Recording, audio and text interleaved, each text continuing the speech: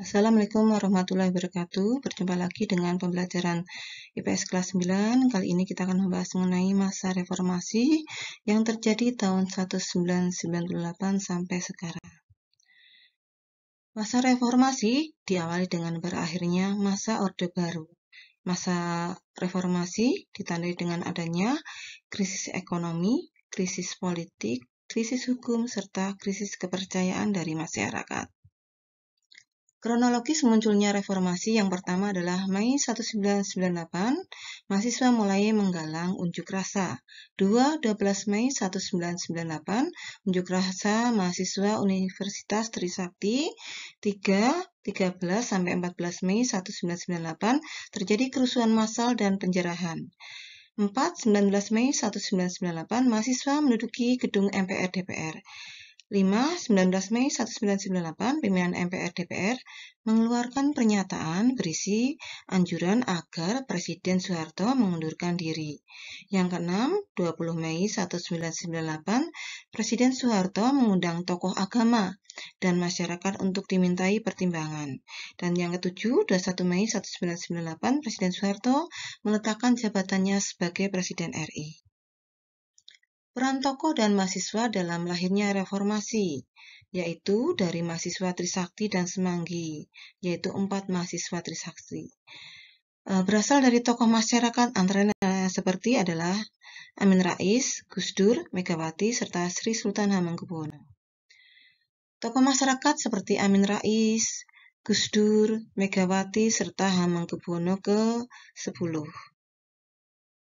Masa pemerintahan B.J. Habibie dimulai tahun 21 Mei 1998 sampai 20 Oktober 1999. Latar belakangnya adalah mundurnya Presiden Soeharto. Kemudian dilanjutkan dengan akhir pemerintahan, yaitu terjadinya pemilu dengan terpilihnya Gus Dur sebagai Presiden dan Ibu Megawati sebagai Wakil Presiden. Kebijakan ekonomi pada masa pemerintahan B.J. Habibie yaitu rekapitulasi perbankan, rekonstruksi perekonomian nasional, likuidasi beberapa bank, menaikkan nilai tukar rupiah terhadap dolar US Amerika di bawah 10.000, implementasi reformasi ekonomi.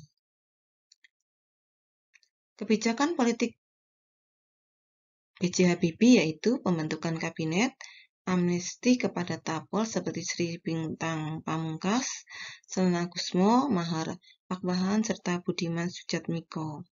Kemudian kebebasan menyuarakan pendapat, sidang istimewa MPR, pelaksanaan pemilu tahun 1999, melaksanakan jejak pendapat Timor Timur pada tanggal 30 Agustus 1999. Masa pemerintahan Abdurrahman Wahid yaitu dari 20 Oktober 1999 sampai 23 Juli 2001. Persoalan pemerintahan pada masa Gus Dur dan Ibu Megawati yaitu terjadinya praktek KKN, 2 pemulihan ekonomi, 3 masalah BPPN, 4 kinerja BUMN, 5 pengendalian inflasi, 6 mempertahankan kurs, 7 masalah jejaring pengalaman sosial. Bidang sosial budaya adalah dalam mengatasi konflik antar umat beragama, pemerintahan Gus Dur membuat kebijakan 1. Kepres nomor 6 tahun 2000 mengenai pemulihan hak sipil penganut agama Konghucu. 2. Penetapan tahun baru Cina yaitu Imlek. Bidang politik adalah pencopotan Kapolri Jenderal Polisi Rusman Hadi, diikuti dengan pencopotan Kasuspen Hankam Maijen TNI Sudrajat, serta pencopotan Menko Polkam Wiranto. Selanjutnya adalah pengumuman menteri yang terlibat KKN di Kabinet Pembangunan Nasional dan disertai dengan menyetujui nama Irian Jaya menjadi Papua pada akhir Desember 1999. Kasus Bulog Gate. Kasus Bulelgate merupakan kasus yang terjadi pada masa pemerintahan keempat Indonesia, yaitu Kiai Haji Abdurrahman Wahid. Gus Dur beranggapan bahwa Bulog sebagai badan yang bergerak bidang logistik dapat digunakan untuk menanggulangi masalah-masalah yang terkait dengan logistik baik dalam bidang sosial, budaya, ekonomi maupun politik. Namun, DPR menganggap bahwa kebijakan yang dilakukan oleh Gus Dur kurang tepat karena berpotensi menyebabkan perilaku korupsi, sehingga Gus Dur mendapat memorandum dari DPR. Brunei Gate ini merupakan kasus penyaluran dana Sultan Brunei yang diserahkan kepada pengusaha yang dekat dengan Presiden Wahid, yaitu Aryo Wowor. Dana tersebut kemudian dipinjam oleh Gus Dur dalam rekening pribadinya. Hal ini menyebabkan Gus Dur dinilai melakukan tindak pidana korupsi.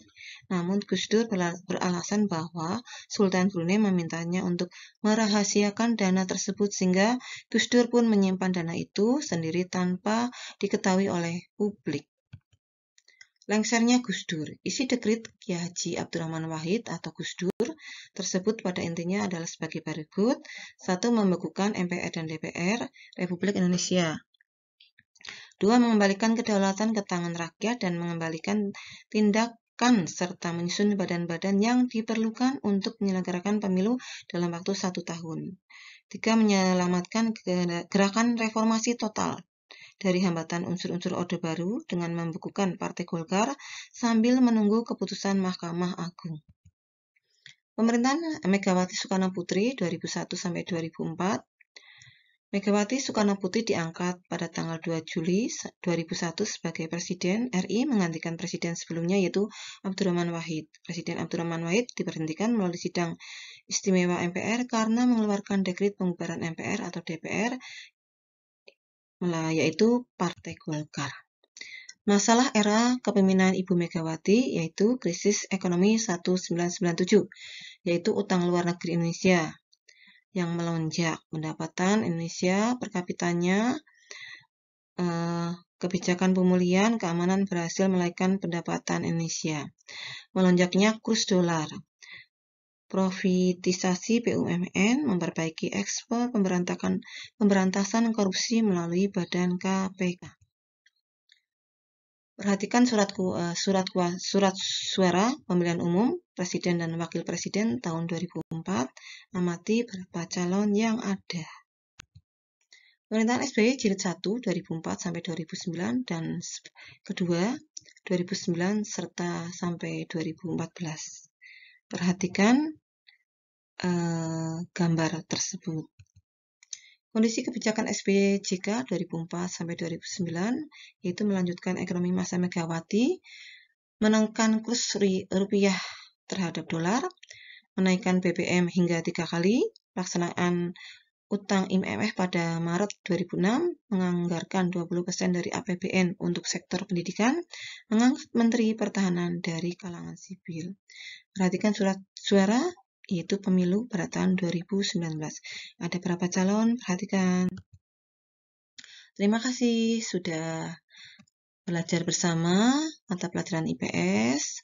Selamat belajar. Jumpa lagi di materi pembelajaran selanjutnya. Wassalamualaikum warahmatullahi wabarakatuh.